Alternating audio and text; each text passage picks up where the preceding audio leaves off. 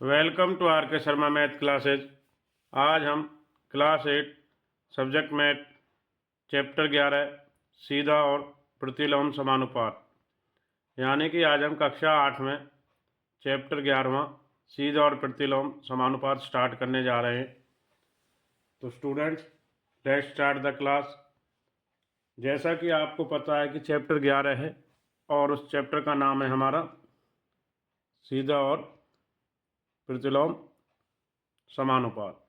तो भूमिका से स्टार्ट करते हैं। मोहन स्वयं अपने और अपनी बहन की चाय बनाता है। 300 ml यानी 300 मिलीलीटर पानी, 2 चम्मच चीनी, 1 चम्मच चाय पत्ती, 50 ml दूध का उपयोग करता है। यदि वह 5 व्यक्तियों के लिए यही चाय बनाए तो प्रत्येक व्यक्ति की कितनी मात्रा की आवश्यकता होगी। तो इस प्रकार के कुछ क्वेश्चंस इसमें रहने वाले हैं हमारे। तो स्टार्ट कर रहे हैं हम जो अपना चैप्टर है हमारा सीधा और प्रतिलोम समानुपात। तो आगे बढ़ते हैं इसमें।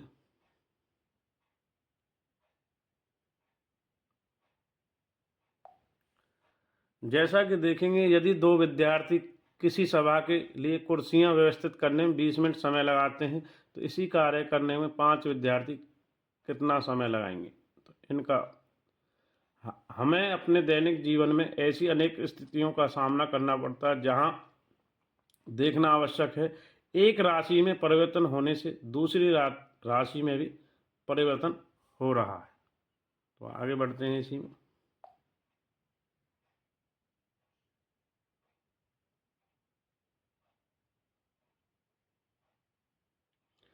जैसे हम देखेंगे यहाँ पे, यदि खरीदी गई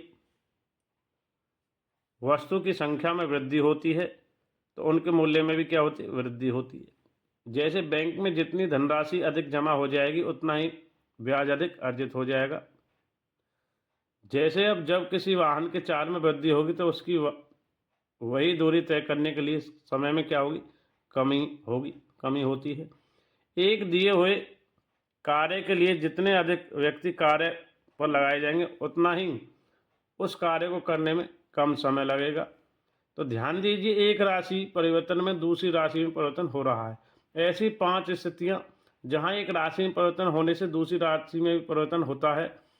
मोहन द्वारा आवश्यक प्रत्येक वस्तु की मात्रा हम किस प्रकार ज्ञात करते हैं। ये 5 विद्यार्थियों की द्वारा कार्य पूरे करने के समय हम किस प्रकार ज्ञात करेंगे। इस प्रकार के प्रश्नों के उत्तर देने के लिए अब हम कुछ विचरण यानी वेरिएशन की अवधारणाओं का अध्ययन करते हैं चैप्टर 11 सीधा और प्रतिलोम समानुपात में। आगे बढ़ते हैं। तो आज का हमारा मेन मुख्य टॉपिक है सीधा समानुपात। तो देखेंगे, यदि 1 किलो चीनी का मूल्य 18 रुपये है तो 3 किलो चीनी का मूल्य क्या होगा, यह 54 रुपये है। इसी प्रकार हम 5 किलो या 8 किलो चीनी का मूल्य भी ज्ञात कर सकते हैं, फाइंड आउट कर सकते हैं। तो सीधा समानुपात ये हमारा मेन टॉपिक है 11.1 एक्सरसाइज के अंतर्गत। आगे बढ़ रहे हैं।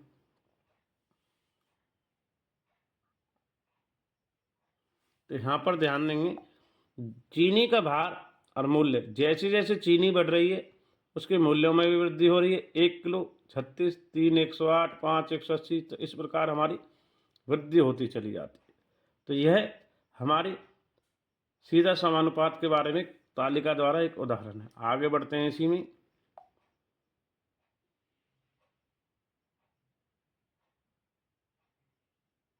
एक अन्य उदाहरण ले रहे हैं समझाने के माध्यम से आपको।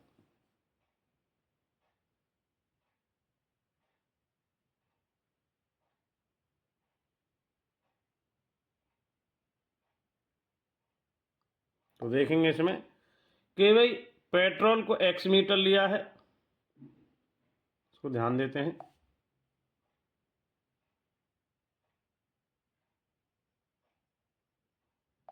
कि यहाँ पर जो पेट्रोल है उसे x लीटर में 4 लीटर 18, 12, 15, 20, 25 इस प्रकार से लिया गया है।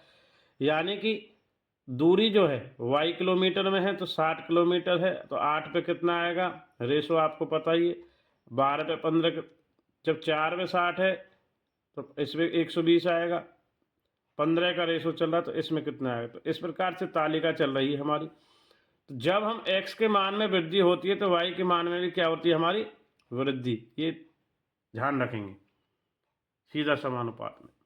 तो अनुपात x बटे y में कोई बदलाव नहीं आता है, अचर मान के लिए k रहता है। इस स्थिति में यहाँ पर 1/12, 4 से 60 को भाग देते हैं तो कितना आता हमारा 1/15, सॉरी कितना होगा 1/15। जैसे 4 एकम 4, 4 से 60 काटेंगे तो 1 बटे कितना आएगा हमारा 1/15 आएगा। तो इस प्रकार x और y का मान में k कांस्टेंट है यहाँ पर, तो यह ky हो तो हम इसके लिए क्या नियम होता है, x और y सीधा या प्रत्यक्ष यानी डायरेक्ट प्रपोर्शन इसको हम कहते हैं, x और y सीधा या प्रत्यक्ष डायरेक्ट प्रपोर्शन, अथवा वे अनुक्रमानुपाती हो जाते हैं डायरेक्ट प्रोपोर्शनल। तो यहाँ से समझने का प्रयास करेंगे। तो अगला हम 4/60 करते हैं तो उसके बराबर 12/180 आना है, ये वाला। तो यहाँ भी अनुपात 12 एकम 12 15, तो हमारा जो रेशो चल रहा है इनका अनुपात सीधा का 1/15। तो जब 4 और 12 लीटर पेट्रोल की खपत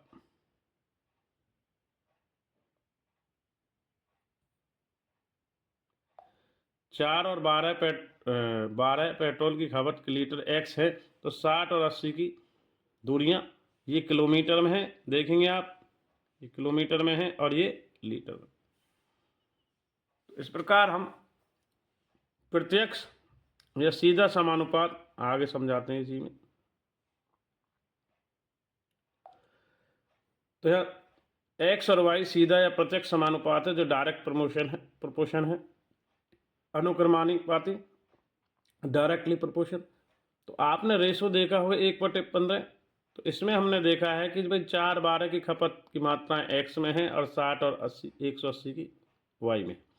तो x और y प्रत्यक्ष सीधा समानुपात होता है, तो उसका जो सूत्र होता है नियम, तो वो लगता है इस प्रकार से हम लिख सकते हैं x1/y1 x1/y1 x2/y2। तो x के मानों को x1 और x2 के लिए, y के संगत मान y1 और y2। तो इसको आप नोट करेंगे ध्यानपूर्वक, ये बहुत ही इम्पोर्टेंट रहने वाला है। इसका जो है x1 बटे ये जो है y1 और x2 बटे y2, इसको नोट करेंगे। ये है हमारा सीधा समानुपात डायरेक्ट प्रोपोर्शन का सूत्र। तो आगे बढ़ते हैं, इसके और अन्य उदाहरण समझाते हैं आपको।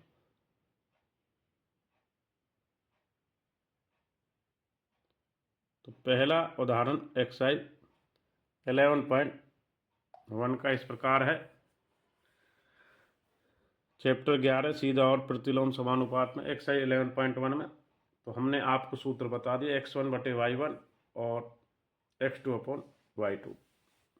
तो सीधा समानुपात डायरेक्ट प्रोपोर्शन। पहला उदाहरण, एक विशेष प्रकार के 5 मीटर कपड़े का मूल्य 210 रुपये है। तो इस प्रकार के 2, 4, 10, 13 मीटर के कपड़ों का मूल्य सारणी बनाएंगे। तो देखिए मान लीजिए कपड़ा x मीटर है और मूल्य जो रुपए में है वो y। एक राशि को x मान लिया जाता है और दूसरी राशि को y मान लिया जाता है। तो x के अंतर्गत जो आने वाला है भाई x में 2, 4, 5, 10, 13, जैसे कहा गया कि 2, 4, 5, 10, 13, क्योंकि 5 तो ये है ही हमारे 5 का। तो 2 तो हमें लेना है, ये रहा। 4 हमें लेना है, 5 हमें दिया है, 5 का 210 है, और फिर 10 का तो यानी कि x1 y1 में 2 का 2, y2 4, y3 5, ये 4, ये 3, 13, y5। तो पहले रेशो निकालेंगे 5 और 210 का। तो ये आएगा 5 एकम 5 और इसको भाग दिया जाए 5 चौक 20 और 5 दूनी तो 1 और 42 का। तो आगे देखेंगे इसी में रेशो आप देख सकते हो। तो आगे बढ़ते हैं उदाहरण 11.1 एक्सरसाइज का पहला उदाहरण 11.1 का पहला उदाहरण। तो आगे बढ़ते हैं इसमें।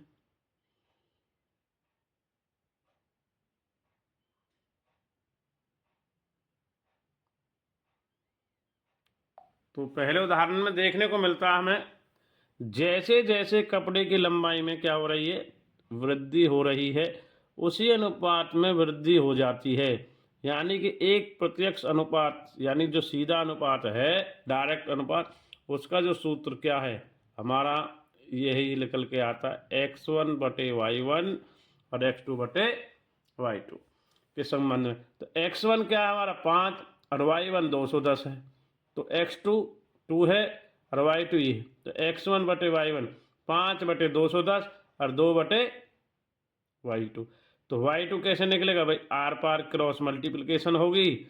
तो देखो 2 गुना 10 वहाँ पहुँच गया 5y2 में, तो 2 गुना 10/5 तो काटेंगे तो y2 कितना आ गया 84, फर्स्ट पार्ट। सेकंड में x3 4 है, 5/210 4/y3, 5y3 में तो 5 से फिर इसको y3 से करेंगे तो ये हमारा 4 गुना 10 काट के 168। तो इसी प्रकार हमारा बढ़ता रहेगा उसी अनुपात में।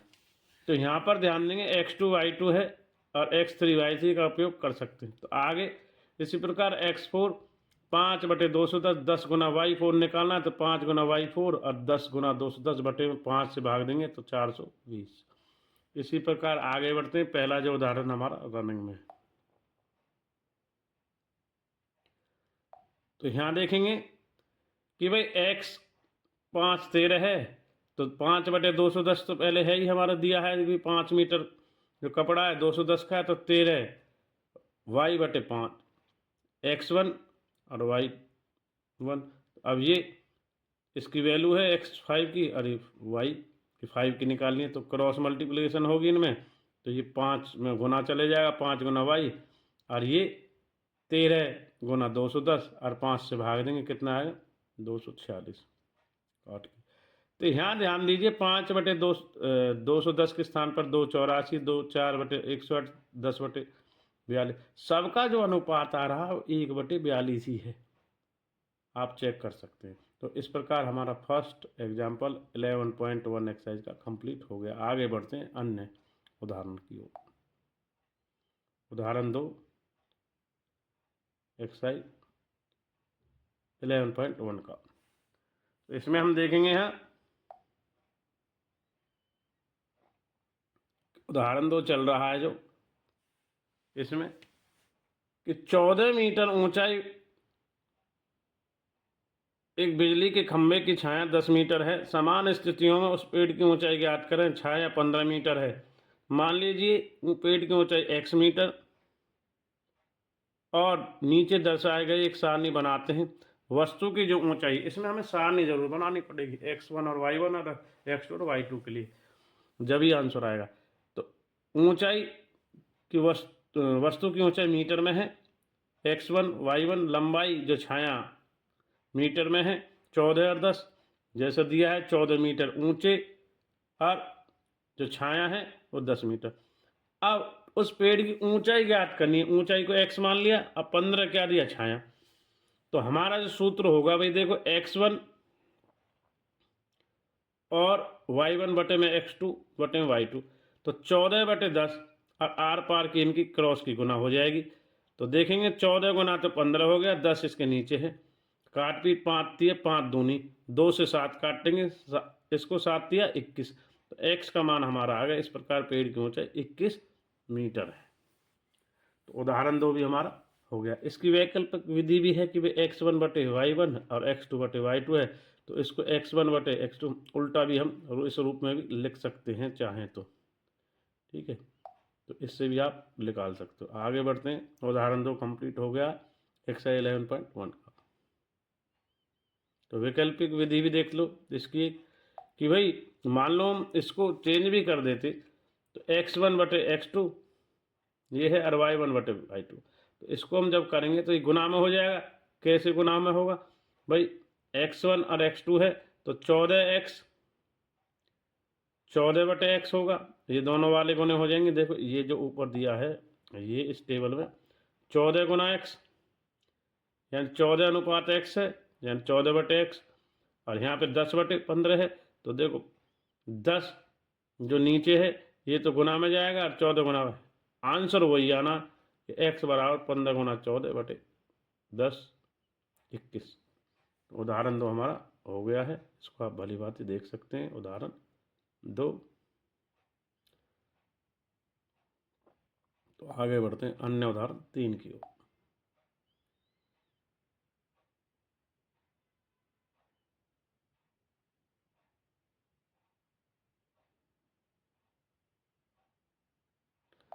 तो उदाहरण 3।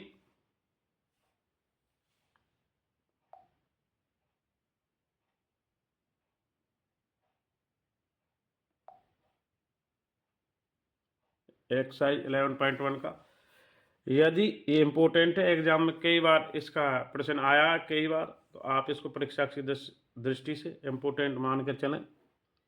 यदि मोटे कागज की 12 शीटों का भार 40 ग्राम है, तो ऐसे ही कितने शीटों का 2.5 किलोग्राम यानी 201/2 किलोग्राम होगा। तो मान लीजिए उन शीटों की संख्या x मान ली हमने, जिनका भार 2.5 किलोग्राम है। उपरोक्त सूचना हम नीचे एक सारणी के रूप में लिख सकते हैं। सीटों की संख्या भी 12 है, तो x मान लिया हमने। 12 सीटों का कितना है 40, तो सीटों के भार किलोग्राम में x1 y1 x2 और y2।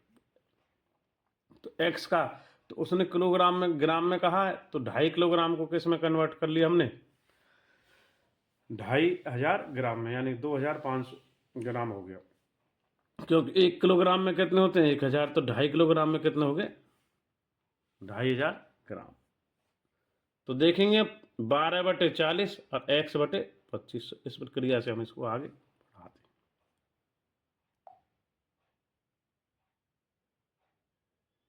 तो देखेंगे भाई ये क्रॉस मल्टीप्लिकेशन होगा आपस में, 12 गुना 2500 और 40 बटे में, तो 0 से 0 काट देंगे, काटेंगे तो काट के हमारा आ रहा x का मान 750। तो यहाँ तो अतः कागज की सीटों की वांछित संख्या कितनी है 750। इस प्रकार तीसरा उदाहरण हमारा हो गया है। आगे बढ़ते हैं इसमें।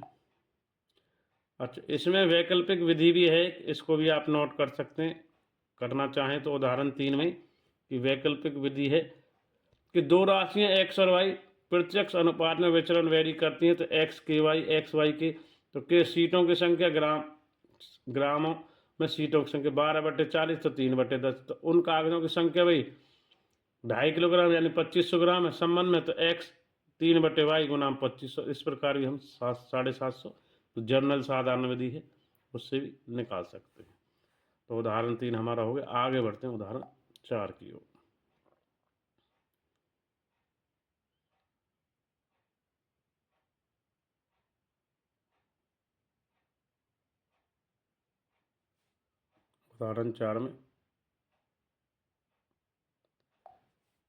उदाहरण 4 में देखते हैं, एक रेलगाड़ी 75 किलोमीटर प्रति घंटे यानी प्रति आवर एक समान यूनिफॉर्म चाल से चल रही है। तो पहला 20 मिनट में कितनी दूरी तय करेगी, दूसरा 250 किलोमीटर दूरी तय करने में लगने वाला समय। तो इसमें हमें 2 सवालों के जवाब देने हैं, उत्तर को हल करना है। तो पहले देखेंगे हल। मान लीजिए 20 किलोमीटर दूरी तय करने किलोमीटर तय करने में x है, कितनी है x, तो 250 किलोमीटर दूरी तय करने में लगा समय मिनटों में y है।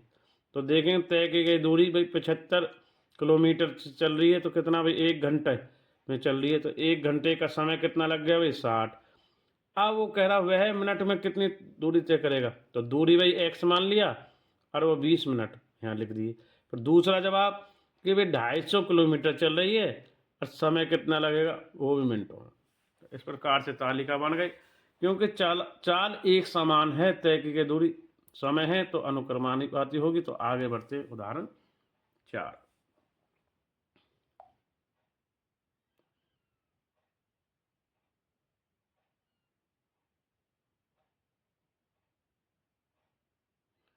उदाहरण 4 में देखते हैं यहाँ पर 4 का फर्स्ट पार्ट और ये सेकंड पार्ट।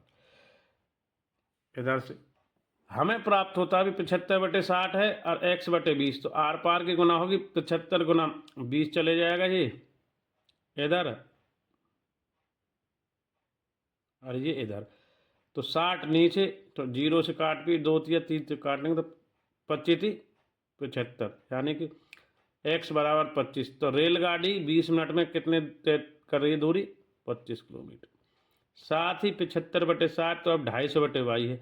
अब ये इधर चले जाएगा, 60 और 75 नीचे, तो 250 गुना 60, y का वैल्यू आएगा, यानी 75 से काट पीट करने के बाद 25 से ऊपर 10 काट देंगे, 25 से अब 3, और इधर देखेंगे 25 से 20 आ जाएगा ऊपर।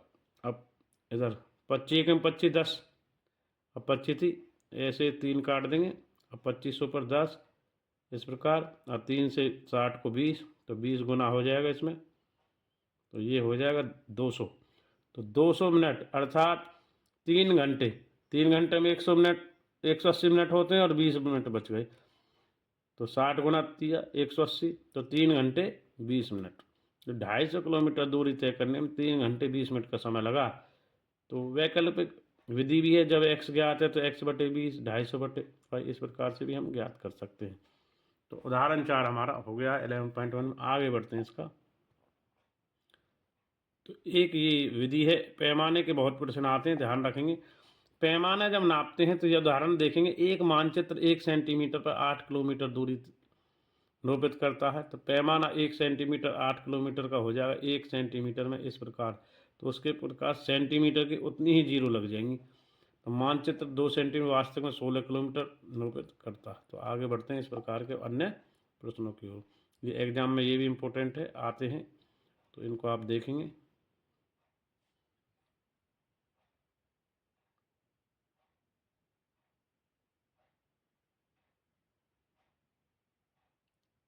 तो एग्जाम में पैमाना वाला आता है मानचित्र का। तो देखेंगे उदाहरण 5 11.1 का।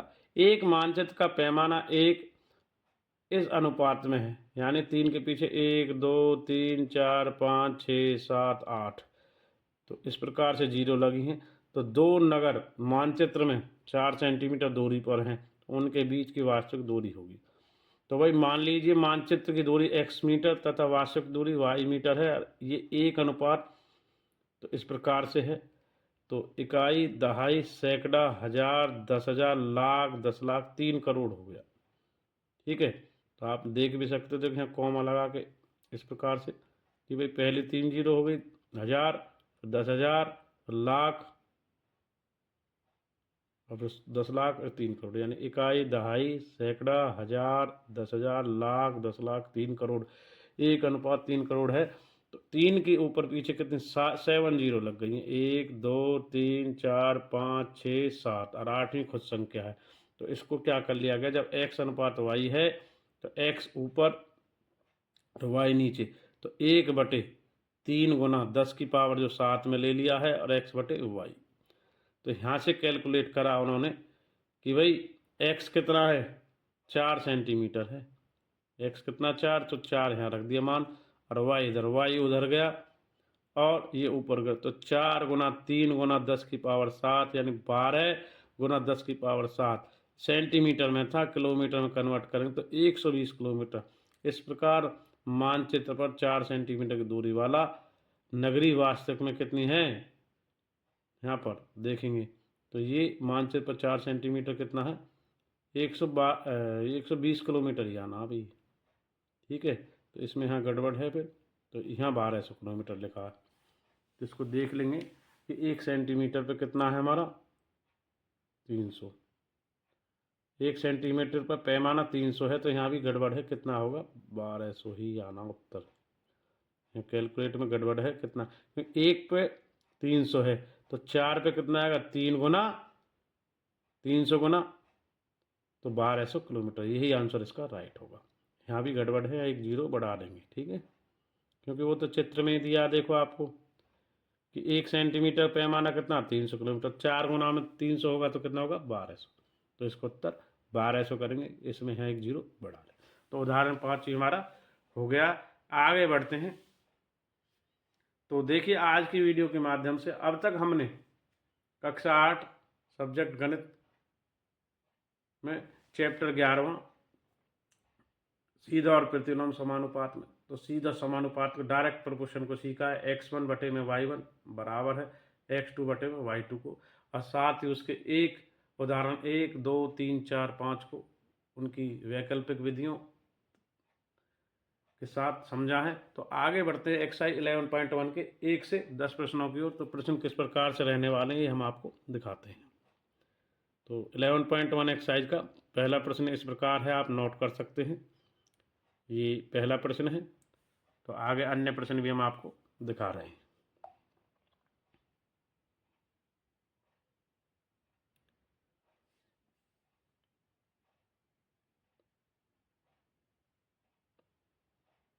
तो ये दूसरा प्रश्न है 11.1 एक्सरसाइज जो हमारी है। ये तीसरा, ये चौथा, आगे ये पांचवा रहने वाला है।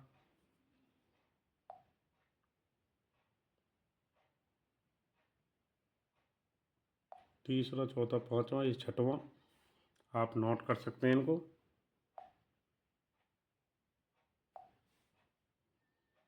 तो आगे बढ़ते हैं।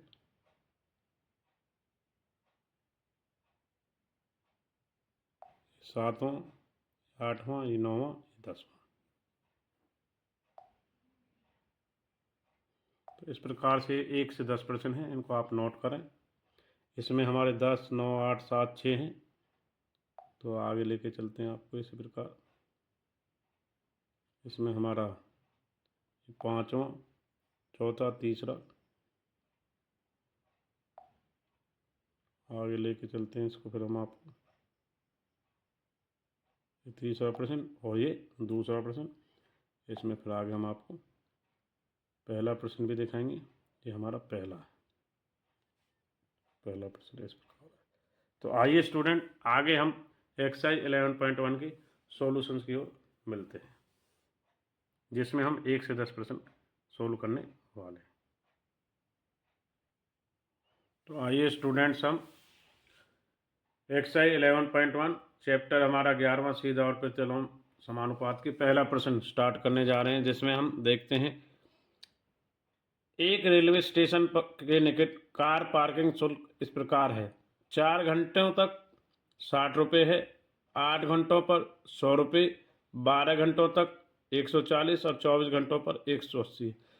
जांच कीजिए क्या कार पार्किंग शुल्क पार्किंग के समय प्रत्यक्ष समानुपात में, यानी डायरेक्ट प्रोपोर्शन, यानी सीधा समानुपात में है। तो देखते हैं इसको।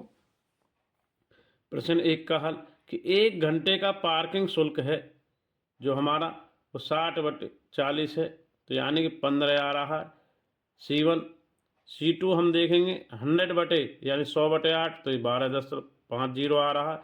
तो इस प्रकार इसको हम चेक करते हैं सभी को। तो पहला प्रश्न स्टार्ट है हमारा 11.1 कंटिन्यू है। और C3 देखते हैं 140/12, तो ये हमारा 11.67 आ रहा है। C4 देखते हैं 180/24, तो हमारा 7.50 रुपये आ रहा। तो यहाँ 1 घंटे का पार्किंग शुल्क जो समान नहीं है, तो तीनों जो वैल्यूज हैं C1, C2, C3, C4, ये हमारे यहाँ से कार पार्किंग शुल्क समय प्रत्यक्ष अनुपात में नहीं। यदि चारों बराबर होते, रेशो इनका सीधा अनुपात, तो प्रत्यक्ष अनुपात में नहीं है। तो इस प्रकार प्रश्न 1 हमारा हो गया। आगे बढ़ते हैं प्रश्न संख्या 2 में 11.1 एक्सरसाइज में। तो आप इसको नोट करें, पहला प्रश्न, आगे दूसरा प्रश्न।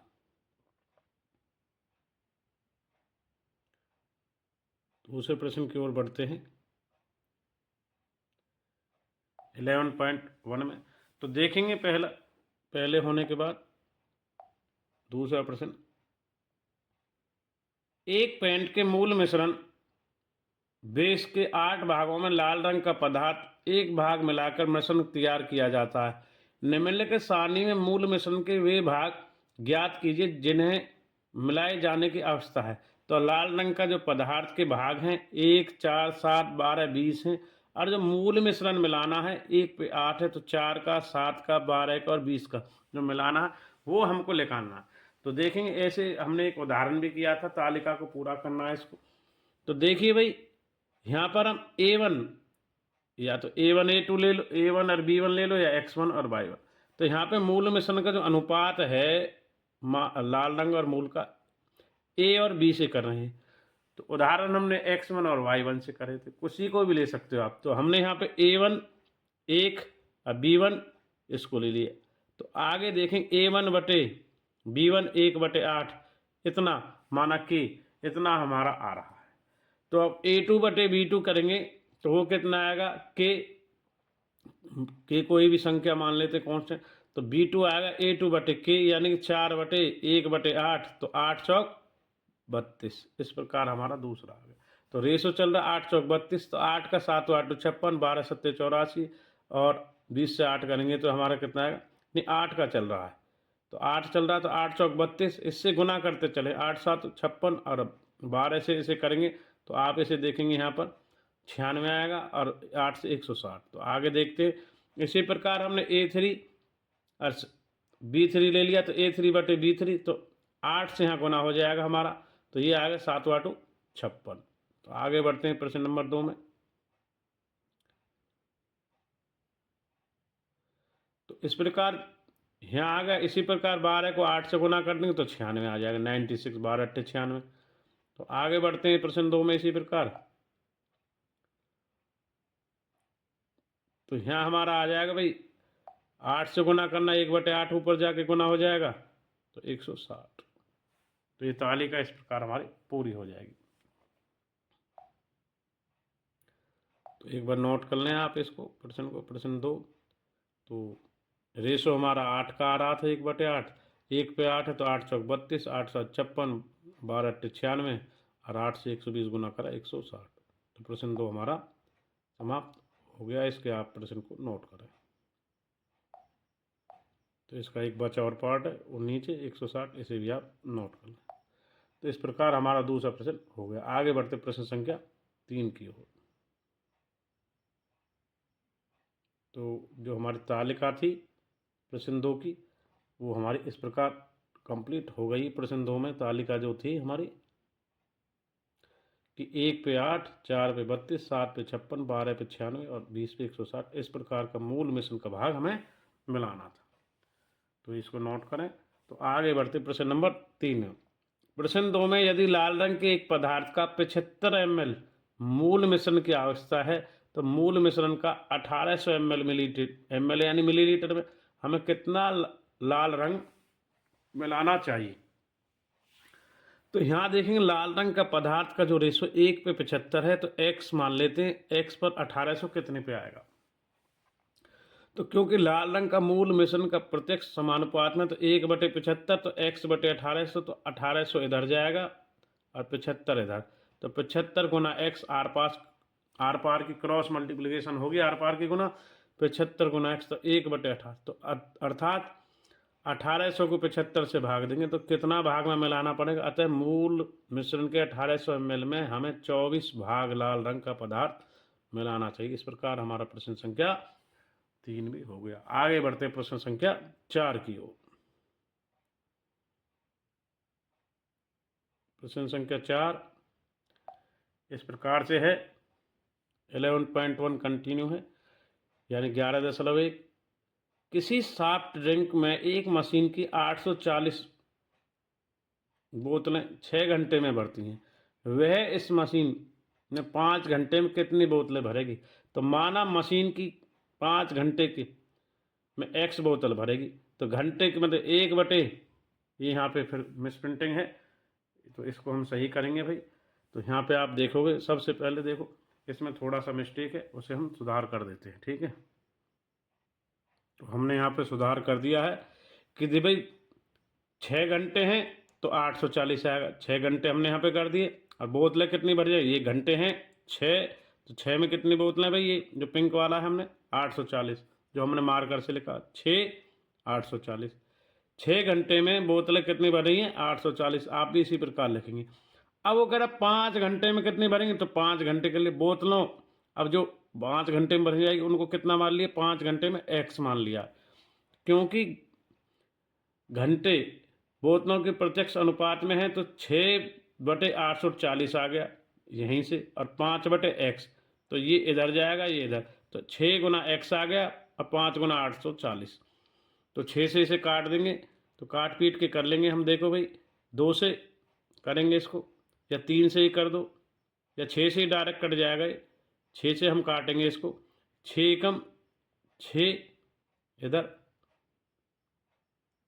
और 6 चौक 24 और 0 बचेगा। तो 14 पंजे 70 होते हैं और 1 जीरो है, तो 700 बोतलें। अतः मशीन की 5 घंटे में 700 बोतलें में, जहाँ एक्स माना था ये टेबल में आप, तो टेबल इस प्रकार से रहेगी। तो 700 बोतलें। तो हमारा क्वेश्चन नंबर 4 भी कंप्लीट हो गया। टेबल में जो मिस्टेक थी वो देख लें कि 6 घंटे में 840, 5 घंटे में एक्स, तो एक्स का मान निकाल लिया। इस मशीन ने 5 घंटे में 700 बोतलें भरेंगी। तो आगे बढ़ते प्रश्न संख्या 5 की ओर। तो प्रश्न संख्या 5 11.1 में एक बैक्टीरिया है, जैसा कि डायग्राम में दिखा रहे हैं। यह जीवाणु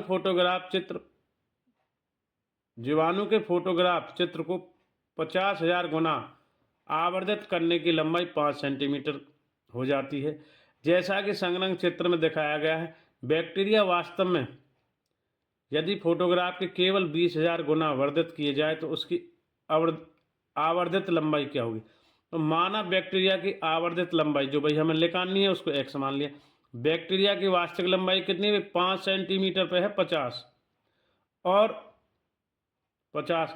तो इसको काट पीट करके बैलेंस करेंगे तो हम 1/10,000, तो ये 10 माइनस, यानी कि जो 1 2 3 4, ये 10 की पावर घटा 4 आ जाएगा, -4।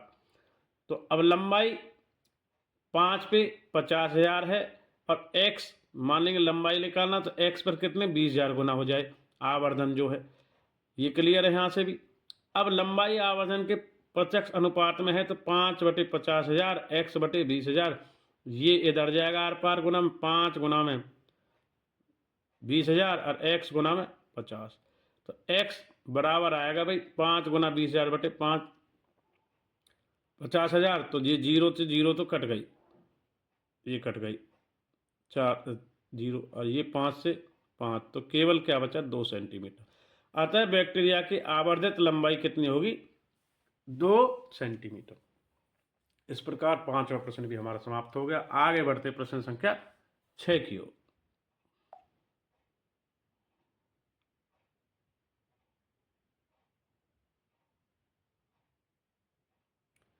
तो प्रश्न 6 11.1 में एक जहाज के मॉडल का उसका मस्तूल यानी मस्ट 9 सेंटीमीटर ऊंचा है, जैसे डायग्राम में दिखा रहे हैं, जबकि वास्तविक जहाज का मस्तूल 12 सेंटीमीटर ऊंचा है। यदि जहाज की लंबाई 28 मीटर है तो उसके मॉडल की लंबाई कितनी हुई। तो जहाज में जो कपड़े का नुमा एक लगा होता है उसके एयर के लिए, हवा के लिए, तो देखेंगे माना मॉडल के मस्तूल की लंबाई x, हमें ये निकालनी, जिसको निकालना होता है उसको x मान लिया। जहाज के मस्तूल की लंबाई मीटर में 12 मीटर में कितना आ रहा है मस्तूल की लंबाई, मॉडल के मस्तूल की। तो जहाज के मस्तूल की लंबाई तो 12 है और मॉडल की है 9, 12 मीटर पे 9 सेंटीमीटर है। अब 28 मीटर जो जहाज की लंबाई, उस पर हमने कितना मान लिया x मीटर मॉडल की लंबाई, तो 12/9, क्योंकि जहाज की लंबाई मॉडल की लंबाई प्रत्यक्ष समानुपात में डायरेक्ट है, तो 12/9 और ये 28/x, तो आर पार की क्रॉस मल्टीप्लिकेशन, x गुना 12 और 9 गुना 28, तो 12 यहाँ आ जाएगा। तो भाई इसे काट देंगे, 3 से तिया और 3 से 4 और 4 से 28 को 7, 7 तिया 21 सेंटीमीटर।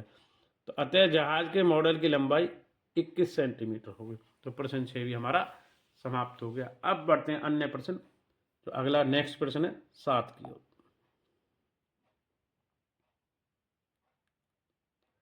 प्रश्न 7 को देखेंगे 11.1। मान लीजिए चीनी 2 किलो चीनी है, तो 9 गुना 10 की पावर 6 क्रिस्टल हैं।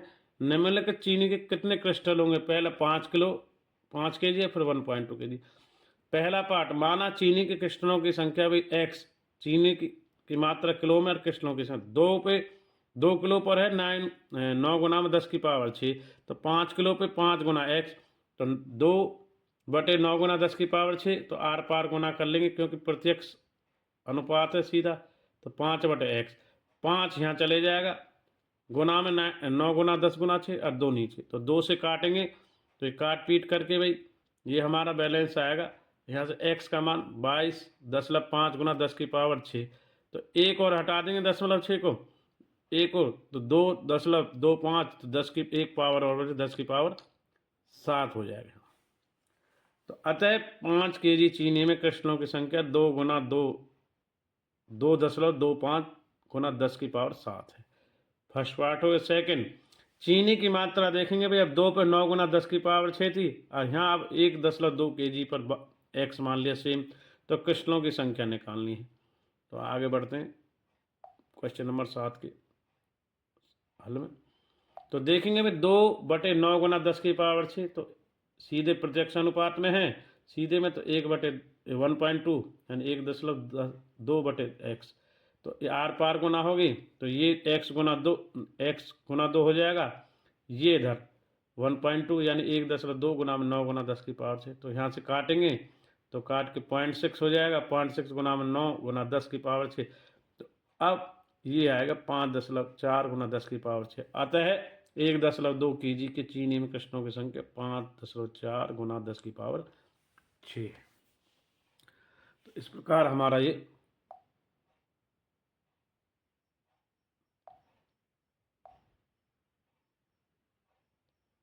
सातवां प्रश्न भी समाप्त हो गया। आगे बढ़ते प्रश्न संख्या 8 की ओर,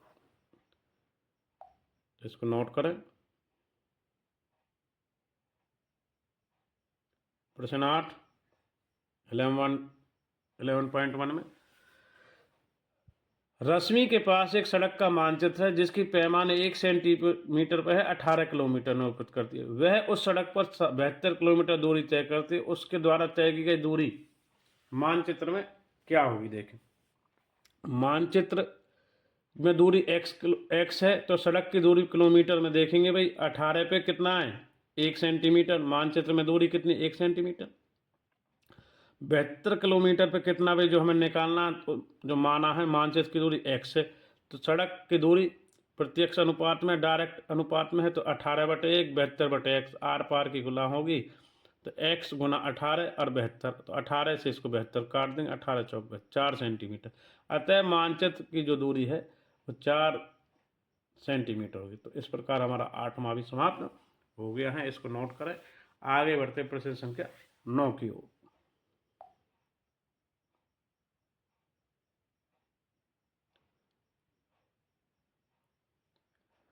इलेवन पॉइंट वन में प्रश्न संख्या 9 इस प्रकार है। एक 5 मीटर 60 सेंटीमीटर ऊंचे ऊर्ध्वाधर खंभे की लंबाई 3 मीटर 20 सेंटीमीटर है। उसी समय हमें पहला ज्ञात करना है 10 मीटर 50 सेंटीमीटर या सेंटीमीटर और लिखें ऊंचे एक अन्य खंभे की छाया की लंबाई। दूसरा, उस खंभे की ऊंचाई उस खंभे की ऊंचाई जिसकी छाया 5 मीटर है। तो पहले 1 मीटर में 100 सेंटीमीटर, 5 मीटर और 60 सेंटीमीटर, 5 गुना 100 सेंटीमीटर बन रहे हैं, तो देखो 560 मीटर हो जाएगा। इसी प्रकार 3 मीटर गुना 100 होगा, 100 में सेंटीमीटर बन, तो 20 320 सेंटीमीटर। पर 10 में मीटर में सेंटीमीटर बदलेंगे, 10 गुना 100 तो 50 1050 सेंटीमीटर। 5 मीटर 5 गुना 100 तो 500 सेंटीमीटर। इनको बदल लिया सबको। अब पहला माना अन्य खंभे की लंबाई x मान लिया हमने पहले में, खंभे की ऊंचाई भी 560 320 पर है और 1050 पे तो x है छाया की लंबाई। तो क्योंकि खंभे की ऊंचाई छाया की लंबाई के प्रत्यक्ष अनुपात में, तो 560/320 और ये 1000/x, तो आर पार की गुना करेंगे क्रॉस मल्टीप्लिकेशन, तो x गुना 560 1050 गुना 320 560 ये है और x काट के आया हमारा 600 सेंटीमीटर। सेंटीमीटर को मीटर में, तो 6 मीटर आ गया पहले का आंसर। तो अतः अन्य खंभे की छाया की लंबाई कितनी है 6 मीटर। इस प्रकार 9वें का पहला भाग हमारा हो गया। तो आगे बढ़ते हैं इसका सेकंड भाग।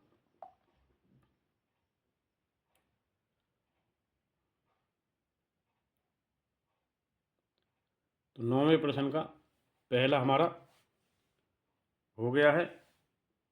अब बढ़ते हैं सेकंड, ये फर्स्ट हो गया ना, तो अब बढ़ते हैं हम सेकंड की ओर। तो सेकंड भाग को देखेंगे हम यहाँ से।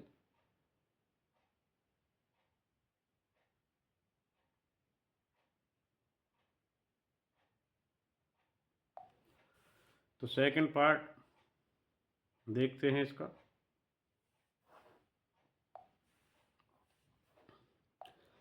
खंबे की ऊंचाई अब 560 है तो 320 है छाया की लंबाई। अब खंबे की ऊंचाई x मानेंगे सेकंड पार्ट में, और ये छाया की लंबाई 500, क्योंकि खंबे की ऊंचाई छाया की जो लंबाई प्रत्यक्ष अनुपात में है तो 560 बटे 320 तो x बटे 500, तो आर पार की क्या करेंगे गुना, तो x गुना 320 हो जाएगा, 560 गुना 500 तो 320 नीचे है, 560 गुना 500 तो इसको काट के आएगा x 875, तो 875 सेंटीमीटर, तो इसको कन्वर्ट करेंगे 800 तो 8 मीटर में और बचा 75 सेंटीमीटर। अतः खंबे की जो लंबाई है वो हमारी जो आ रही है यहाँ पर 8 मीटर 75 सेंटीमीटर। इस प्रकार 9 प्रश्न हमारा कंप्लीट हो गया। आइए एक्सरसाइज का अंतिम प्रश्न जो 10वां प्रश्न है 11.1 का, उसकी ओर हम बढ़ते हैं। एक्सरसाइज का लास्ट प्रश्न इस प्रकार से है, तो इसको देखेंगे।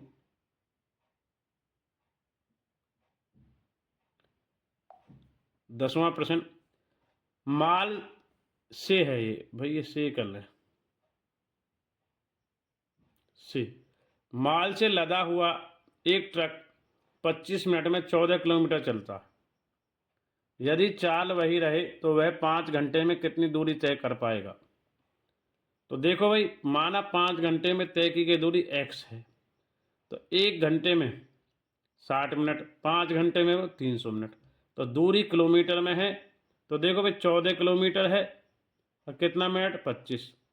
अब वो कह रहा 5 घंटे में कितनी दूरी, तो भाई दूरी हमें x मान ली है, वो निकालना 5 घंटे को बदल लिया मिनट में, 300 मिनट में ही हमने, क्योंकि दूरी समय के प्रत्यक्ष अनुपात में है। तो 14 बटे 25 x बटे 300, तो आर पार क्रॉस मल्टीप्लिकेशन 14 गुना 300 और x गुना 25, तो x से 25 से इसको काट देंगे, तो ये 25 से काटेंगे तो हमारा ये 25 एकम 25 जाएगा, 5 बचेगा और फिर 25 दूनी 50, तो 12 गुना 14 हमारा आएगा 168 किलोमीटर।